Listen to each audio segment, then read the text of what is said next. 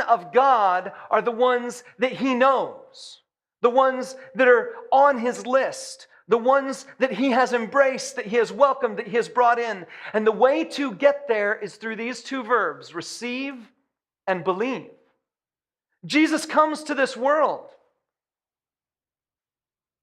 and he expects us to receive him, and to believe in him. But here's the thing, that's all it takes. There's a whole list of stuff you could do, but there's a list you need to be on. And the way to get on that list is to believe in and to receive the Lamb as yours. I can't emphasize this enough. Let's read the rest of it. He says, children born not of natural descent, nor of human decision, nor of a husband's will, but born of God. The Word became flesh and made his dwelling among us. We've seen his glory, the glory of the one and only Son who came from the Father, full of grace and truth. See, Jesus doesn't come with coal and gifts. He comes with grace and truth. There's a whole bunch of truth, a whole lot of truth.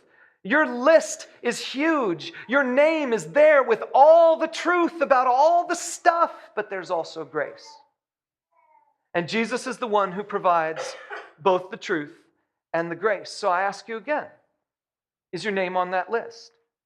Has there ever been a moment in your life when you said, Jesus, I believe, I receive you.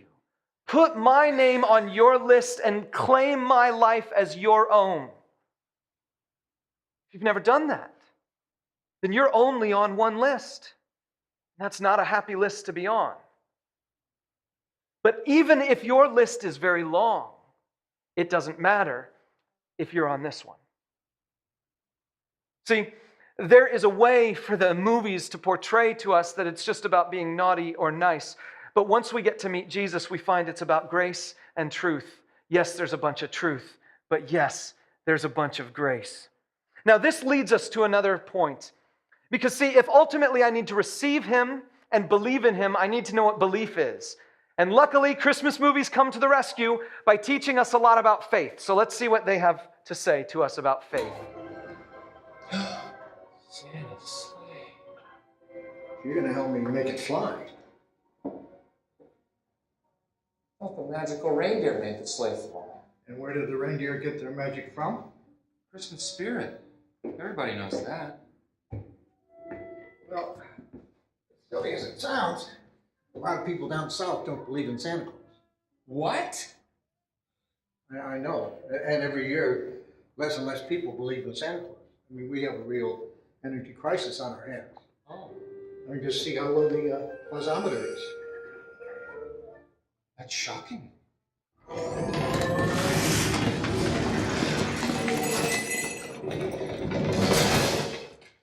happened? You made my sleigh fly.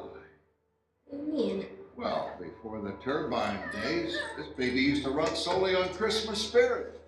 You believed in me. You made my sleigh fly. Hold it. If you're really Santa Claus, then we can just get some news cameras in here and everyone will believe in you, and your sleigh will fly, right? Christmas spirit is about believing, not seeing. The whole world saw me, all would be lost. The paparazzi has been trying to nail me for years. I like the paparazzi line.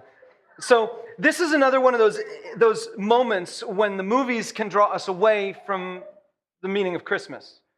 Because see, the movies are communicating to us that when I believe, magic happens.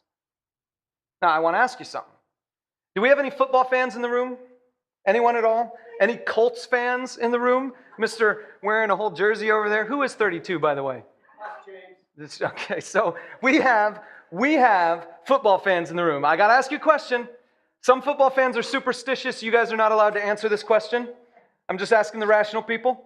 Okay? So if you are a football fan, does your faith help Andrew Luck play any better? If you really, really believe he's going to get that touchdown, is he going to get that touchdown? You know? There's commercials out there right now where these guys are turning beers towards the kicker, and it's like it's only crazy if it doesn't work. Something like that. Well, okay, whatever. It's crazy anyway. But still, here's the thing. My belief in Andrew Luck doesn't make him a better player. Some of you aren't football fans. What about NASCAR? Does your belief in Dale Jr.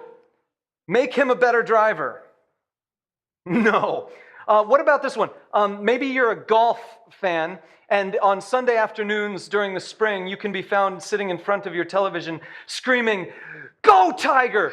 Go Tiger!" Does your enthusiasm and encouragement for Tiger Woods make him a better golfer? No. Because faith doesn't work like it does in movies. Faith doesn't make magic happen. In fact, everything is exactly the opposite. If Andrew Luck throws a pass and he completes that pass and gets a touchdown that's 400 yards in a game, I'm going to have more faith in him the next game.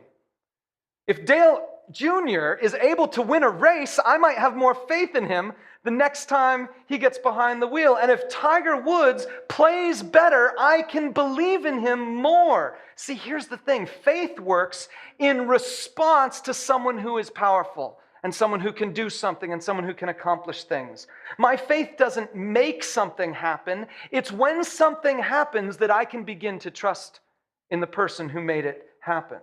I want to take you to one of my favorite Christmas passages. It's in John chapter 3. It says this, "For God so loved the world that he gave his one and only Son, that whoever believes in him shall not perish, but have eternal life. For God did not send his Son into the world to condemn the world, but to save the world through him." And we could misread this verse and say, it's because I believe that I get saved. But let me ask you a question. What came first? The sending and the saving, or my belief? See, it's because God sends that I am saved, and so I believe so that it's applied to me. God offers salvation to everybody, and he only says, now you can get it. Come, receive. I don't believe for Jesus' benefit. I believe for mine. My faith changes me. My faith connects me with what God has already done for me.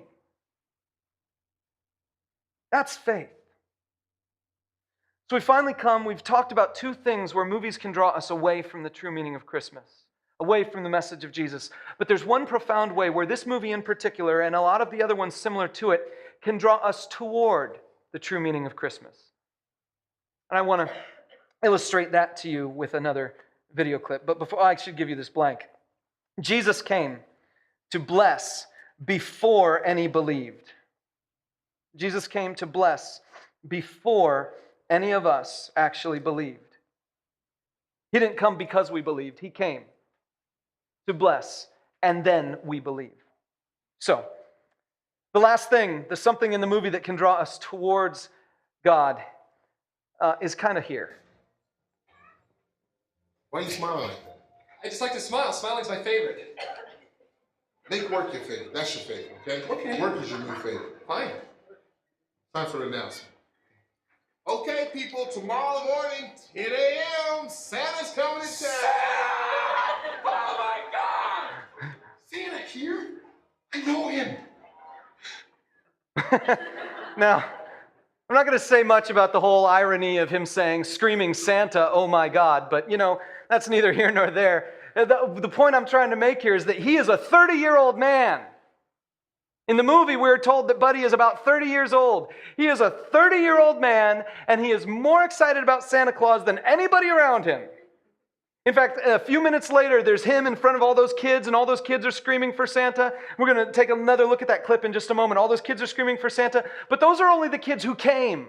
All the other kids who didn't come, they're not the ones clamoring for Santa. So I got to tell you this. I think in the movie, Buddy is the only person in all of New York City who's that excited to meet Santa. I mean, he is just overjoyed at the prospect that Santa might be there. He has not outgrown Santa whatsoever. And the only difference between him and all the other residents of New York is that Buddy has met the man. See, Buddy has met Santa. And when you get to know him, you don't outgrow him.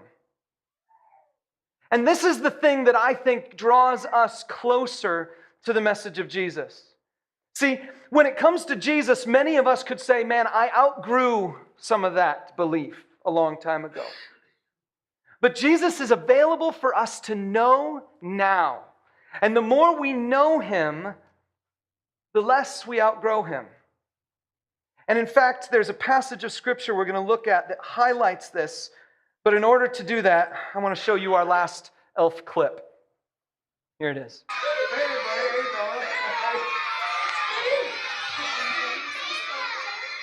Who the heck are you? What are you talking about? I'm Santa Claus. No, you're not. Why, of course I am. You're Santa. What song did I sing for you on your birthday this year? Happy birthday, of course. How old are you, son? 4. You're a big boy. What's your name? And what can I get you for Christmas? Don't tell him what you want. He's a liar. You disgust me. How can you live with yourself? Just cool it, Zippy. You sit on a throne of lies. Look, I'm not kidding. You're a fake. I'm a fake? Yes. How'd you like to be dead? Huh? No, he's kidding. You stink. I think you're gonna have a good Christmas, all You right? smell like beef and cheese. You don't smell like Santa. Okay.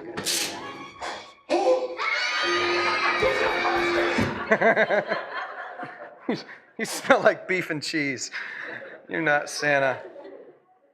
Okay, look at this verse. In John 10, Jesus says, "My sheep listen to my voice. I know them, and they follow me." Do you want to be on the Lamb's book? Do you want to be on his list? He says he knows his sheep. And the characteristics about his sheep are that his sheep hear his voice and they follow him. My sheep know my voice. I know them and they follow me. I just got to ask you, are you listening for Jesus' voice? In the midst of all the cultural stuff, are you listening to Jesus' voice and are you following him? If you are, he knows you. And if he knows you, you're in his book. And if you're in his book, that's all that matters. I want to encourage you to recognize that the more you know him, the more you want to know him. And Christmas is only the beginning. There's one more verse I want to take a look at. It's John 14:3 here. And it says this, "And if I go," Jesus is speaking, "if I go and prepare a place for you, I will come back and take you to be with me, that you also may be where I am." See, Christmas is only the beginning